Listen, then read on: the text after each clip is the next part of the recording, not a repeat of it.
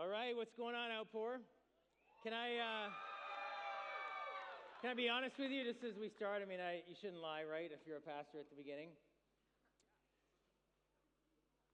I think the theme of this conference sucks. Now, here's why I say that. This could be coming from a place of insecurity because I actually talked to the organizers about a name for this conference that they didn't accept. But you want to know what it is? So here's what I thought we should do. Outpour 2025, holy blank! Right? That would have been, right? That would have been so good. I mean, no one's going to remember Set Apart 5 years from now, but they'll remember holy blank. That should have been the name of the conference. And actually, the blank that I'm putting in at the Holy Blank conference that I'm speaking on here is about holy work. The stuff that we do every day, whatever it is that we do, whether you're a student, whether you're part-time, full-time, whatever it is that takes up most of your time, outside of church, outside of friend time, outside of sleep, the thing you're going to do more than you do pretty much anything else in life other than sleep, and sometimes that even affects your sleep. But before we get there, I just kind of feel like we need to deal with some baggage on this word holy. Because I mean, if you ran into a friend tomorrow who doesn't go to church, doesn't know Jesus, whatever, and they said, hey, what'd you do yesterday? And you're like, oh, I went to this conference for 12 hours on being holy. They'd be like, man, I was just starting to like you. Right? Or even if you ran into a friend who was like a churchgoer or maybe knew Jesus, and you're like, yeah, I was at this conference all day, and I kind of feel a little more holy. And they'd be like, yeah, I kind of feel that from you. And that would not be a compliment because the word has baggage. And Rich talked about this kind of just starting our day, but it just sort of brings it up for me. Like, if I can just be honest, as we think about the world that we live in, the people that you're connected to, maybe in your family, maybe in your friend circle, people that live on my street that maybe would have trusted my wife and I to babysit their kids, but they would never come to our church. Or people that maybe that you share a table with, or your roommates, or in your extended family, where they would want nothing to do with this. And here's why: because for them, to some degree, the word holy means a bunch of other things that are not very positive. One, it seems to mean like self-righteous, with the saying growing up, sort of someone who was holier than thou. In other words, like someone who made everyone else feel ashamed, feel guilty, or feel like, oh, they kind of wanted to take a step back from you. I hate to tell you, but that's some of what that word feels like in the culture around. It's not a positive word. It's got a holier than thou, a self-righteous kind of implication. But it also has this idea of irrelevance or disconnection from everyday life. That something that's holy is not really everyday or ordinary. It doesn't touch the ground. It doesn't live in real life. Anyone who's sort of holy, or they had this saying, oh, they're so heavenly minded, they're no earthly good. This idea of holiness sort of being disconnected, I don't really know how that intersects with my everyday life. And certainly for the average person who's not a person of faith, that word would seem disconnected or irrelevant to them. And even beyond that, and maybe for some of us even in the church, the word holy can somehow imply distant. And Rich even talked about that. He used that word. That's something that we think about, that holiness or holy God or holy things or religion or whatever is very far removed, kind of up there in some other stratosphere, but not down here, not of the earth, certainly not close to us. And then maybe worse than all of that, the word holy somehow implies segregated, that there are holy places and unholy places, holy people and unholy people, certain places that certain people wouldn't go or wouldn't do or wouldn't ever talk to. There's a segregation that seems to be implied in the word holy. Self-righteous, disconnected, distant, segregated is what this word, I think, means to many people, certainly outside the circles of faith. And if that's what the word means, then that must be true about the God who is holy, right? That he is self-righteous. In other words, his presence makes other people feel ashamed, feel guilty, that he is disconnected from everyday life, that he is somehow distant and far removed from me, not close, and that he is segregated. He only is found in certain places or belongs in certain circles or only talks to certain people. That if that's what holiness means, that what must be true about the God who apparently is holy, and also, by the way, his people and his church. I think this is just true, at least in the conversations that I have with people who would never darken the doors of my church. And I have to say, even in my own upbringing, this was sort of somehow reinforced, even though I have a very positive experience with church and church upbringing, that somehow the culture of church that I grew up in kind of reinforced this. You know what? One time somebody said to me, in trying to explain God and sinners and their relationship, they said, well, imagine like this, like God is like this frying pan that's like really, really hot. And if you dropped a droplet of water onto that frying pan, what would happen to the water? It would disintegrate. And then they went on to say, this is why God can't be in the presence of sinners. Because it's just the nature of who God is. Not that he's, hates people or whatever, but it's just the nature of the frying pan and the nature of the water. They just can't be in the same place. And so somehow this is what would happen if we were in the presence of God. And so somehow either it indirectly or directly becomes to make us conclude that Jesus came to die to save us from the God who really loves us, but because he's holy has to kill us. Right? I mean, maybe I'm the only one, but this is why, maybe no one would have said it directly, but it kind of indirectly, some cases directly, kind of made me feel that way about this word holy. So here we are at the Holy Blank Conference, and whatever we put in that blank is going to be saddled with this word if we don't understand what it really is. Can I just say there's really good news? That the story of Scripture is actually a story of the holy God doing everything he can, everything possible to be as close as possible to unholy people. That's actually the story of Scripture. Here's God in the Garden of Eden with Adam and Eve, walking in the cool of the day in an intimate kind of relationship. And yes, sin comes into the world, ultimately sin being distrust. Human beings chose to distrust God and trust themselves. They distrusted each other. And so, of course, yes, you're like, oh, but they were sent out of Eden. Yeah, but God goes with them. They leave Eden, but God goes with them. Because the next chapter, hey Adam, hey Eve, hey Abel, hey Cain, hey Seth. He's just keep on talking. There he is. Hey Noah, hey Abraham. It's not like you see Abraham out there in the wilderness cutting himself, trying to get God to notice him, saying, hey, can you do something for me? No, we see Abraham doing his own thing in Ur, and God saying, hey, I want to bless you. And I want to be with you. And you're going to be a blessing to us. So here's God. He's just constant. He won't leave. And then he brings the children of Israel out of Exodus, and he brings them into the desert. And so now they're camping for a little while. They're camping people, which, I think that's, I would never, I'm an immigrant family. No immigrant parent dreams of sending their child. We're going to move to another country, and we're going to work hard so that you can have your own house. But one day you're going to leave that house where you have air conditioning when it's hot and heat when it's cold, and you're going to pay to sleep on the ground outside. This is inconceivable. Okay, but anyways, the children of Israel in the desert, and they're camping. And what God says is, hey, I want to be with you. So you know what? You're camping, I'll camp. Build me a tent. Put it right in the middle. And so that whenever you guys walk out of your tent in the morning, you open the tent and go, oh, God's here.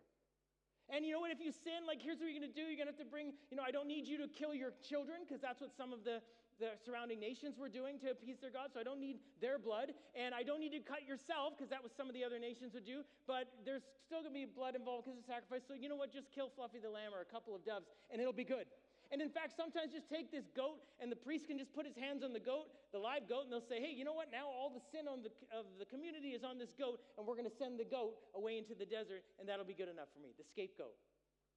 I always thought when they said they watched the goat wander away in the desert, what if they're watching it wander away and the goat starts to turn back to the camp? And now they're like, no, the goat's got all the sin of the people. Where's it going? Joe's tent, we knew it. Don't go in there. All the sin of the camp is, no, the goat leaves, and God says, yep, that's good enough for me. These are not the actions of a God who is way too holy to be in the presence of unholy people. These are the actions of God is saying, I will do whatever it takes to be with you. Until finally he says, none of this is enough, I'm going myself. And the author writes himself into the story. So close so that they could hear him breathe. So close that they could eat with him. So close that they could touch him. This is what holiness looks like. Now think about this for a moment. If we imagine, well, what does holiness mean if you look at it through the lens of how Jesus lived? I mean, he was rewriting what they thought holiness was. Literally going as close as he could to the most unholy, common, ordinary people. To the point that they were like, there's no way you could be from God because of who you're hanging out with over here. I mean, think about Zacchaeus, right? Zacchaeus is a tax collector. Tax collectors had their own category of sin. Here you're reading the Gospels, the sinners and the tax collectors, next level sinners, right? These guys were traders, right? They collected taxes for the empire from their own family, probably involved in repossessing some of their own extended family's land to pay taxes. This is how heinous they were. So they were political traitors, they were cheaters, they were liars. Everybody hated them. And Zacchaeus is thinking, this is how you know what the holiness of Jesus was like. He's thinking, I'm going to try to, people who were very unlike Jesus wanted to go see him, and they were pretty sure that even though he was nothing like them, he would accept them. They were nothing like him, but they were pretty sure he'll like me. And so Zacchaeus is like, well, just get a glimpse. It's no big deal. I'll just kind of look at him. And Jesus makes a beeline for him and says, oh, what's the conversation about him going into his house? Because that's the thing you just didn't do if you were a holy person. You would never associate, right? Segregation was key to being holy. You would never go into the house, never mind of a sinner, but a tax collector, and have a meal with them. And you're going to let them use that money that they've collected on you? And Jesus is like, yeah, we're going to eat together. And they have this conversation. And Zacchaeus comes out a new person. He's literally moving towards the most unholy people. And there's a story about a woman who's been bleeding her whole life. She has a hemorrhaging problem, but it's not just a hemorrhaging problem. It's not just a physical problem. If you were constantly bleeding in those days, you were constantly unclean. It means you couldn't go to the temple to get clean. You were a physical, social, and religious pariah. And you could never be in community. And so the reason she touches him secretly in a crowd is because no holy person would want to be touched by someone like her, which is why Jesus makes a big deal of who touched me. His disciples are like, I thought you were a prophet. What do you mean who touched you? Literally everybody just touched you. No, who touched me? Why? Because he wanted to restore her, not just, it wasn't good enough for Jesus that she was physically healed. He's like, I know that you are socially and religiously cut off from everyone, so I'm going to publicly declare in front of everyone, me, the Holy One, saying, you're clean. This is what happened when the Holy One became flesh and came to earth. He moved towards all of the mess as close as he could get to the point that people are saying there's no way you could be holy because of that. And then he goes to a leper. And leprosy was you were not just unclean, but the skin disease meant you were infectious to other people. You weren't just going to make them ceremonially unclean if you touch them. They might get your disease. They're going to get physically infected by you. And so if you were a leper, you had to call out your disease to everyone around you. Like how psychologically damaging to say, stay away, I'm a leper. That's what you had to do to make sure nobody got, because they'd be upset with you if you didn't. And so Jesus, instead of healing with the word of his mouth, because he could have done that, because he did that, instead of healing someone from, far away or by proxy, someone who sent someone on behalf of it, because he did that, what does he do for the leper? He touches him.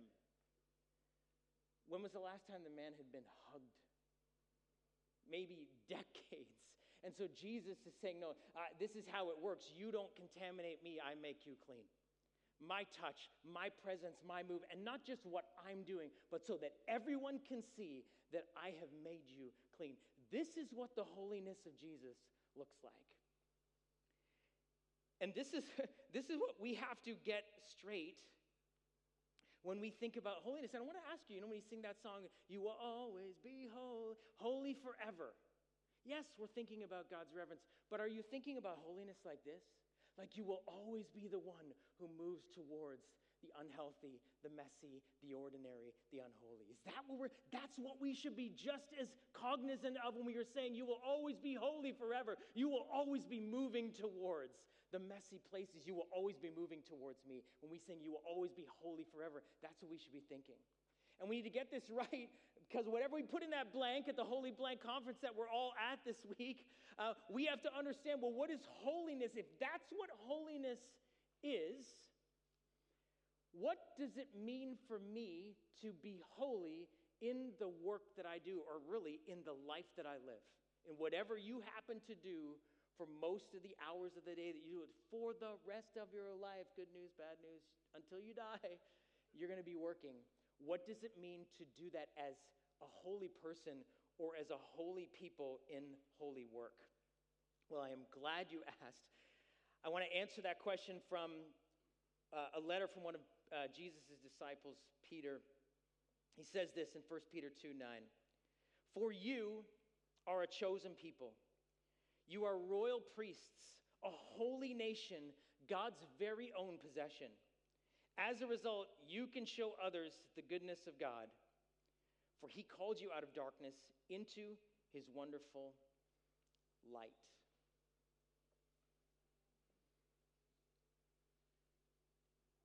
God has chosen you and I to be priests. This is the work that we are meant to do. Now, before you tune me out, thinking that that doesn't necessarily apply to you, or I'm not actually going into ministry, or that's not, like, he's actually, we need to unpack this, because this is actually a description for, let's say it this way, every person's occupation. No matter what your occupation is, he says, God has chosen, or sometimes we use this word, called. And as someone once said, I think it was Ben Patterson in his book on work, he says, if there's calling, there is a caller. It is God who calls. Every person. And he says this, you are a chosen people. God's very own possession. And he says, you're all priests. So just a little bit of context. This letter is being circulated in the Roman Empire, probably to a bunch of different churches in Rome, in Greece, in Turkey, other parts of Central Asia. So a lot of people are hearing this read out in their Sunday worship gathering. And in the room, there would have been many different occupations. There would have been political leaders. There would have been soldiers. There would have been slaves. There would have been blacksmiths. There would have been merchants. There would have been fishermen. There would have been homemakers, people working on a homestead, farmers. There would have been all kinds of people listening to this. And he says to them, you're all priests. None of them were priests. You get what I'm saying? But he's saying, yeah, you're all priests. And here's the problem, like, we just have to be careful, because it says you're a holy nation or holy priest. And if we don't understand holiness, we don't understand priesthood, or what it means to be a holy community of priests, which is why we dealt with that word holy. And let me just kind of summarize, if I can say this, what was the job of the priest? Just so we understand, hey, if this is all of our, let's say, our one vocation, no matter what our occupation is, this is our one vocation, that everybody's talking to a whole community of a whole bunch of different people, diverse ethnic backgrounds, diverse socioeconomic backgrounds, diverse occupations. You have this one vocation to be priest. Here's what the priest did. I'm just going to make it really short. They brought the people to God, and they brought God to the people. That's what the priest did. The priests have this role to bring to God, or bring the people to God, like to represent the people to God. Actually, if you read in the Old Testament, when they established the priesthood, the high priest, Aaron, Moses' brother, he got these tripped out clothes when he became the high priest. And one of the really cool things he got to wear was this vest. And on the vest, the way they attached the front part of the vest to the back was these two killer stones, very valuable. And get this, engraved on the stones, on each stone, was 6 names. So 12 names in total of the tribes of Israel. So picture this, right? This is the high priest walking into the presence of God, and what is he doing? He's carrying the people on his back. They were always on him. The priest is bringing the people to God. So he's saying, God, you see me, right? You see all of these people I represent. And so what is he doing when he goes into the presence of God? Remember these people. God, don't forget these people. God, forgive these people. God, bless these people. God, provide for these people. God, have grace, have mercy, give wisdom, give direction for the people. That was what the priest was doing. He was bringing the people to God. Every time he went into God's presence, and the high priest into the Holy of Holies, saying, God, see them, remember them, provide for them, forgive them, offer them grace. I'm representing them. I'm carrying them on my heart, on my shoulders. And then he brought God close to the people. So when the priest, after having been in the presence of God, would be with the people would be like, oh, God is here. It's like when the priest would come and offer blessing, it was like God was blessing them. When the priest would come and offer forgiveness, it's like they knew, oh, God forgives us because the priest does. When the priest would come and bring a word of wisdom or a word of direction or a prophetic utterance, he's like, oh, this is God speaking, because you've been in the presence of God, and now you're bringing God to us, the people. Right? Some spiritual traditions have sainthood, saints. And the idea of a saint is like, some people might think, oh, that's strange. But other people are like, no, we all know that there's someone that we feel like is close to God. We want to be around them because we feel like if we're around them, we're close to God. Right? Well, that's what the priest is doing. He's not only carrying the people on his shoulders as he comes into the presence of God, he's bringing God to the people. This is the role of the priest. And so he's telling all these people, these diverse backgrounds, none of whom are priests, oh, you're all priests. Except the thing is, in the priesthood, it was a very select group of people. You had to be born into the priesthood. You had to come from the line of Aaron, Moses' brother. And out of them, like certain priests were considered chief priests, and then the high priest was selected as the representative of all, and he had special duties. And so you were born into this, you were groomed for it, you learned all the ceremonies, procedures, the things you did do and don't do, and all of the stuff that marked them. You were born into that, except that the followers of Jesus started saying, after his death and resurrection, oh, Jesus is the new high priest. And we don't need any more high priests because the high priest killed this one and he rose from the dead. He lives forever. So now he's the high priest forever. And that's what Jesus was doing. And then he says, oh, Jesus is the high priest and y'all are priests now. This is what Peter says to the church. This is your job. This is what we do.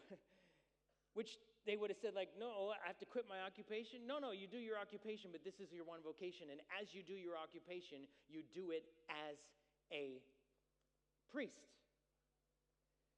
In the same way that Jesus was the priest. This is exactly what Jesus did. And Jesus redefined this kind of word holy as a holy priest, moving towards people. Jesus had a kind of righteousness that didn't make people feel unrighteous. It made them want to be more righteous.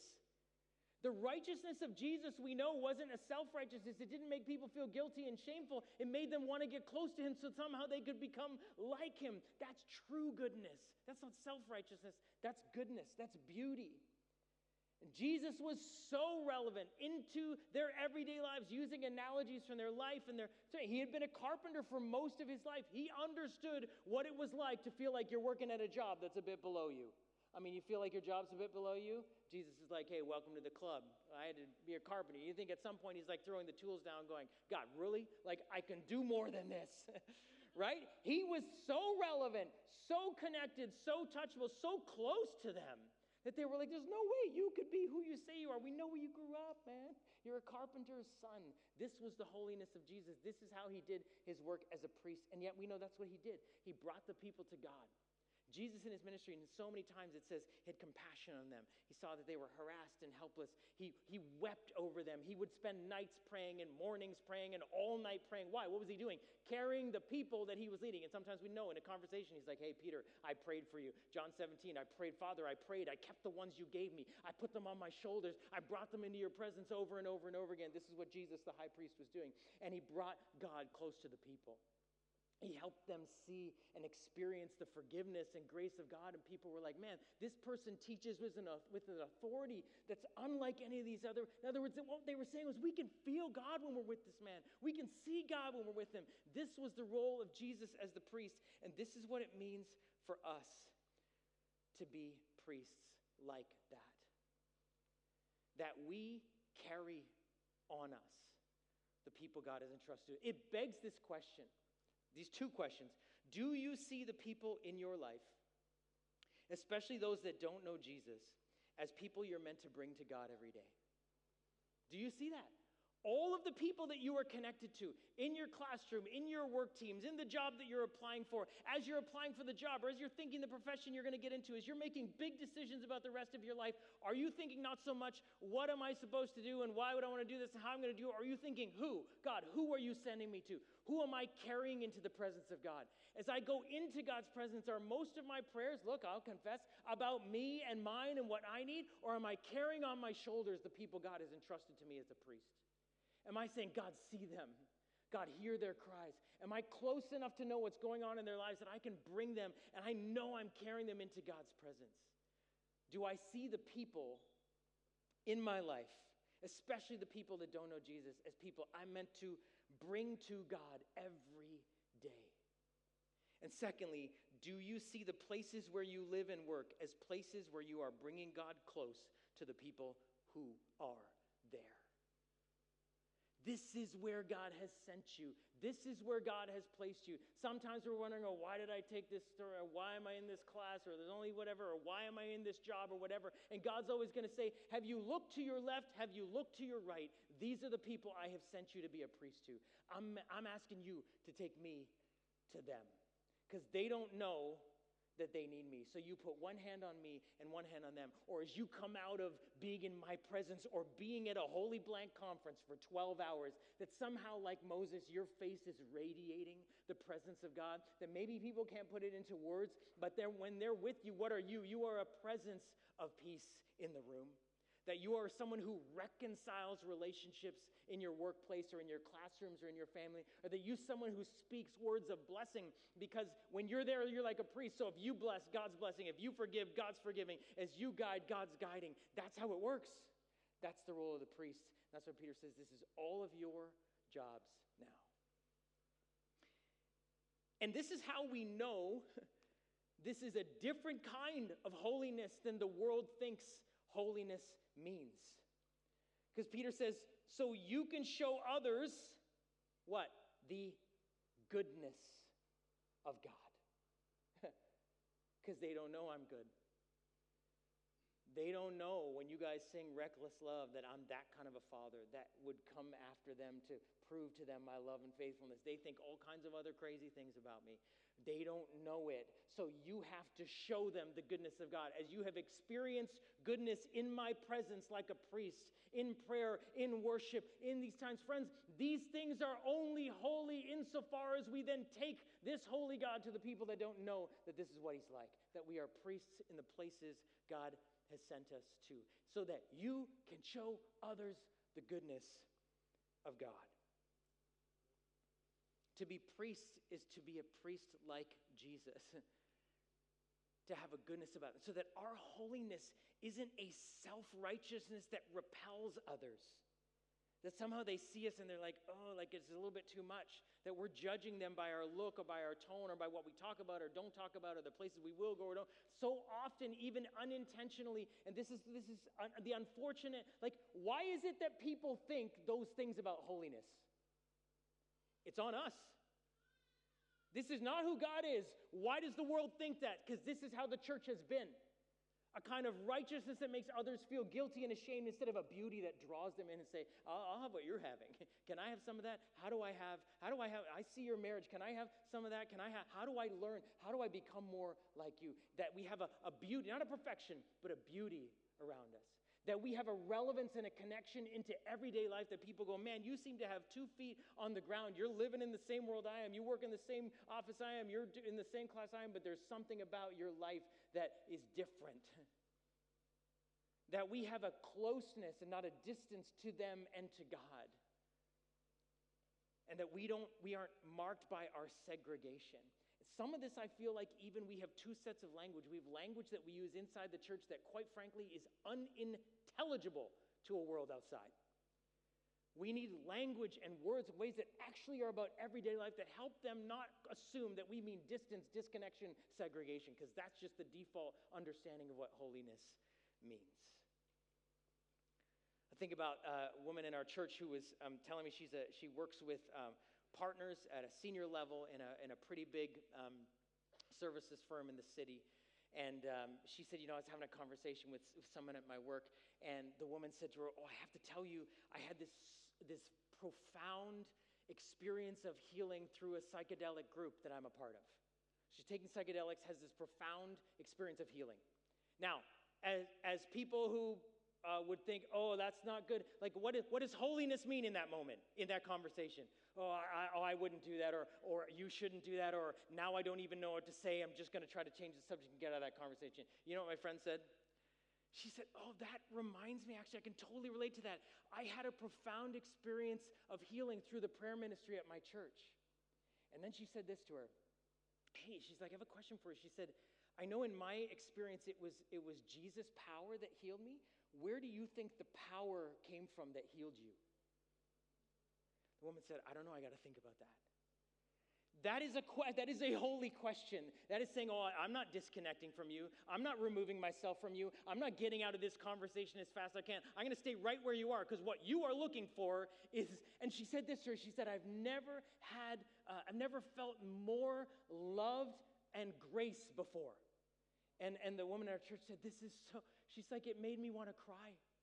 This is the most loved and great. She's like, that should have been felt. That should be the community of faith. And so she stays in the conversation with her because she is a priest, and that's who she's been sent to.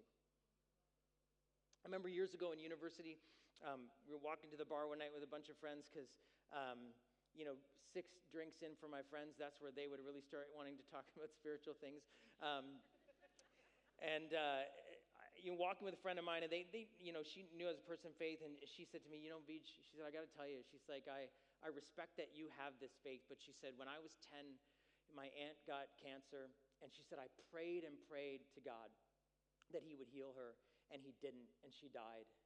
And she said, I gave God the finger that day, and I never looked back.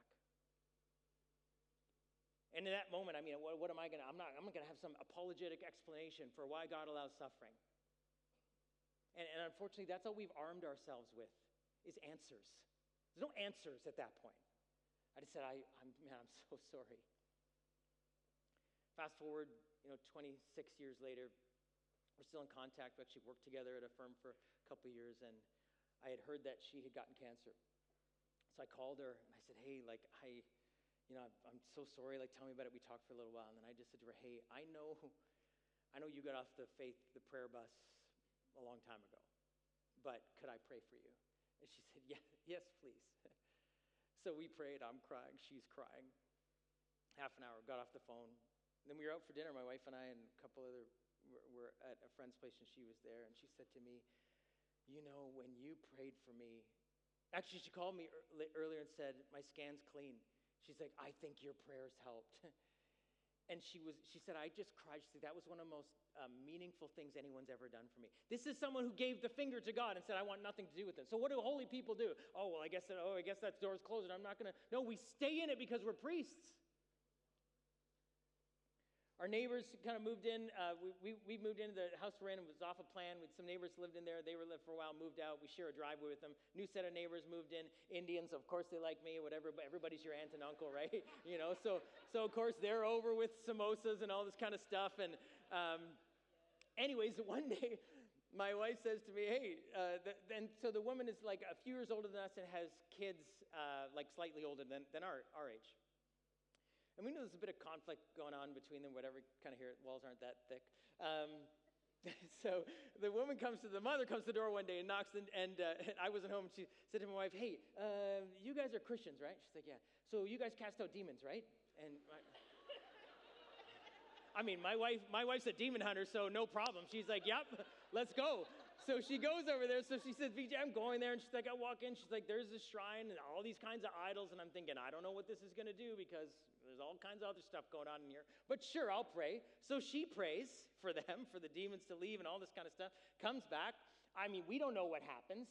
And then a little while later, we go over to invite her to Alpha. So we're having samosas, of course, in the front hallway. And then she's kind of seeming not that interested, but her 18-year-old daughter's hanging around the stairwell going, well, what is that? And we said, it's this thing, kind of get in the room, just talk about Jesus' faith. I want to do that. So she comes. The daughter comes to our house. The mother came with her and then bailed after week 1, but the daughter came. And then at the end of it, what she says? She's like, well, I know thank you so much for this. Whatever religion I choose going forward, I know Jesus is going to be a part of it.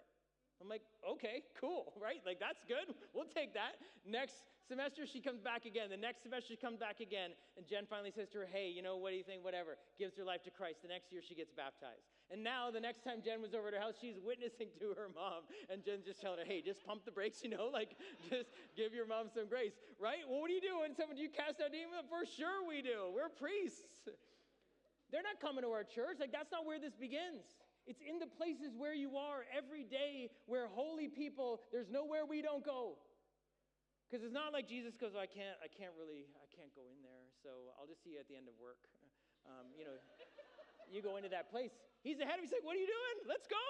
I'm here. You're here. Priest, we got this down. I'm the high priest. You're the priest. We're good. This is what it means to bring the holiness. That we carry the hearts of the people and their lives and their concerns and their illnesses and their sins and all of their stuff into God's presence. We say, God, see them. God, bless them. God, forgive them. God, provide for them. God, answer their prayers. And then as a result of being in the sweetness of the presence of God, because he is the Holy One, there's nobody like him. And his holiness radiates to us, and we go and we bring, and we're in that place. And whether or not we ever open our mouths, they can feel and sense the presence of God. Friends, I think witness in a world that is, this is the thing. We told your generation, and a little bit of my generation, the parents did, oh, secularism is coming, and secularism is atheism, so what we're going to do is arm you with a whole bunch of apologetics, which are, as you've experienced, useless. Can I just say that? Because we're answering questions nobody's asking. And secularism is not atheistic, it's highly spiritual. So what apologetics course did you take to talk to someone who uses psychedelics and believes in crystals and orders goddess cards on Amazon? We, as priests, have an encounter with the spiritual being, the living one, the one who is above all. And because of our encounter and our presence with him, his spirit is alive in us and is greater than the spirit that is in the world. And so when we come and we bring prayers, those prayers are powerful, and people know, hey, I got some demon problems. Can you come pray for me? That is how this culture is going to come to know Jesus, as they have a spiritual encounter with priests who know him by name.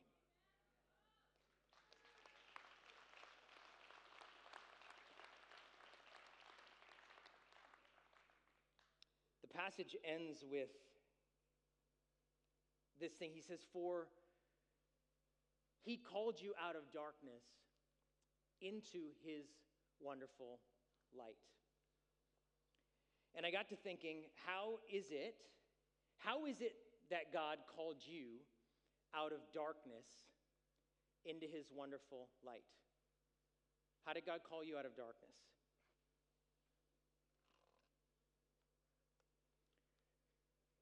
We just have our lights down.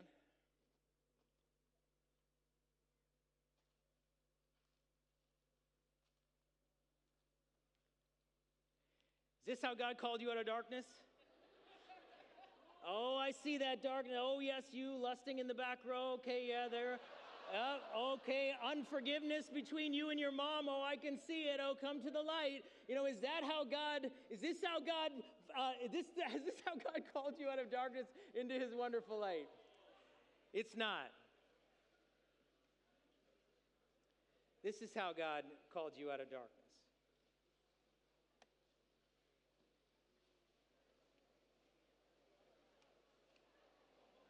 Oh, you guys know what those lights are for now. I see.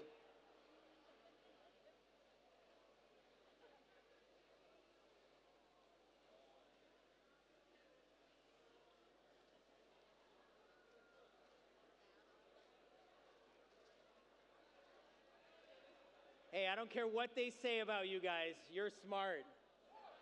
Yeah, you figured this out. Look around. How does God call us out of darkness into light? How did Jesus, the light of the world, call others out of darkness into light? See that searchlight? I saw y'all. Everyone's hiding from that. No one wants a holiness that looks like that. No one runs towards a searchlight saying, find me. We hide, we cower, and sometimes that's what the world thinks, or that's what we've experienced holiness as. But holiness is not like that. It is the light of a candle in a dark room. It is a light that doesn't make you want to hide from it. It makes you want to move towards it. It is a light that says you're not alone. It is a light that says, as Eliza said earlier, come into the light. Here's what I want you to think about right now as you're holding that light. That represents someone in your life. I don't need you to ask if it does. I know it does. That light represents someone in your life who perhaps is hidden from the spotlight or the searchlight of what they think is the holiness of God and needs to see someone that they want to move towards. Can I just invite you to take 30 seconds and just call to mind who that person is? That person in your life that needs the light of Christ.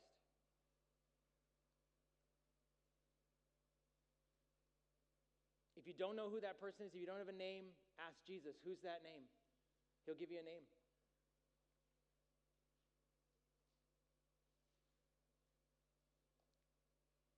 And can I just point out the obvious? that you are holding that light.